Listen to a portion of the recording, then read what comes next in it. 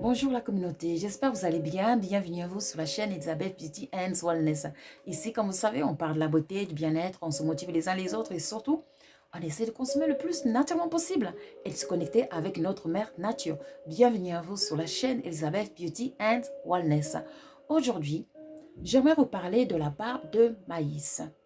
Mesdames et messieurs, si jamais vous avez un jardin, un potager ou vous êtes agriculteur, il ne faut surtout plus jeter la barbe de maïs car c'est un trésor, c'est un médicament.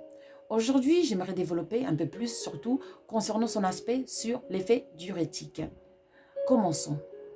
Mesdames et messieurs, si vous souffrez des problèmes diurétiques, c'est-à-dire des problèmes des reins, vous avez des cailloux dans les reins, ou alors vous avez des cystites, ou alors de la rétention d'eau. Dans ce cas, il ne faut pas hésiter de consommer la barbe de maïs. Vous allez faire sécher la barbe de maïs.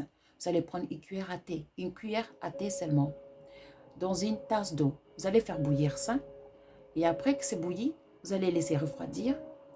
Une fois c'est refroidi, vous pouvez le boire ou alors rajouter une cuillère à thé de miel. Buvez ça, maximum 3 tasses par jour, pas plus.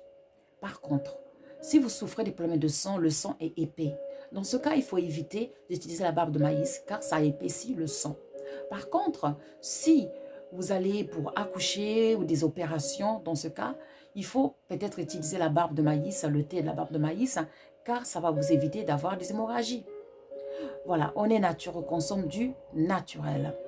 Maintenant, en plus de ses vertus diurétiques, la barbe de maïs, c'est un puissant anti-inflammatoire, antibactérien et puis antifongique.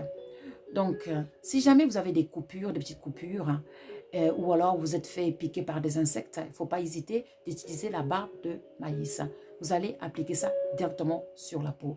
Vous allez prendre un peu d'eau, vous allez frotter avec la barbe de maïs sur l'endroit où vous êtes fait piquer ou vous avez la piqûre. Maintenant, il faut savoir que la barbe de maïs a un secret. Si vous souffrez des problèmes d'alcoolisme, la barbe de maïs va vous aider. Et oui, dans ce cas, vous allez vous faire du thé à la base de la barbe de maïs, comme je viens déjà d'expliquer. Et vous allez boire ça 3 tasses maximum par jour. Et vous allez voir que cela va vous aider vraiment à diminuer ou même à éradiquer le problème d'alcoolisme. Bien sûr, si vous avez des doutes, consultez votre médecin. Maintenant, le secret, le côté invisible, le côté bienfait, magique de la barbe de maïs, mesdames et messieurs. Si vous voulez de la prospérité, de l'abondance dans votre vie, dans ce cas, ou dans vos affaires, vous avez un business, n'hésitez pas de brûler la barbe de maïs en forme d'encens. Et oui, surtout si vous avez un magasin, n'hésitez pas de brûler ça, surtout les jeudis, si vous avez un business, ou sinon les vendredis, si vous voulez brûler ça dans la maison.